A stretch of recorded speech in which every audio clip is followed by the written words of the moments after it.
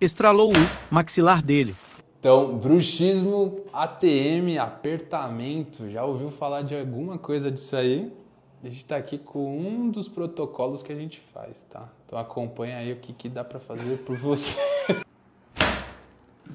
Outra região, aqui os digástricos, bem doloridinho.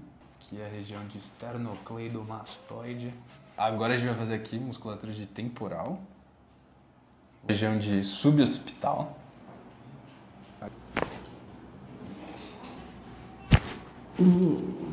Show. A galera fala, ele não abriu igual, vocês estão roubando.